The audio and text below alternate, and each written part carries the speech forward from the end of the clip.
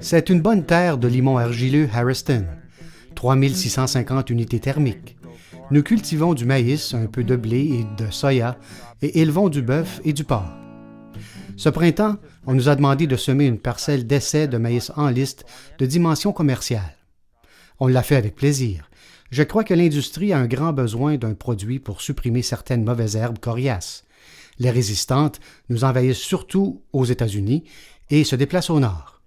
J'ai donc semé une parcelle de maïs en liste de 35 acres. Je sais que nous aurons des mauvaises herbes résistantes au glyphosate en Ontario. Elles sont présentes dans le sud de l'Ontario et elles se déplacent par ici. Ce sera bientôt un problème. Ce champ-ci produira plus de 26 tonnes à l'acre à environ 35 % de matière sèche, ce qui est très bon. La pression des mauvaises herbes sera modérée, du chénopode blanc, de la sétère et le reste, du chien-dent.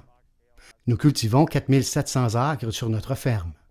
Pour la suppression des mauvaises herbes dans la parcelle, nous avons fait une application d'Enlist Duo et les résultats ont été très bons.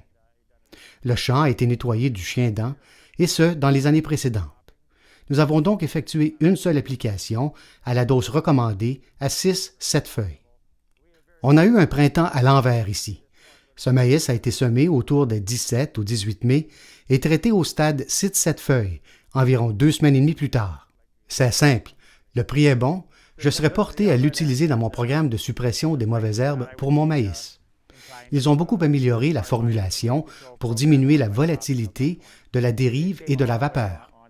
Je crois que ce sera un excellent outil pour tous les producteurs. Pour ce qui est de semer un hybride en liste, nous sommes contents.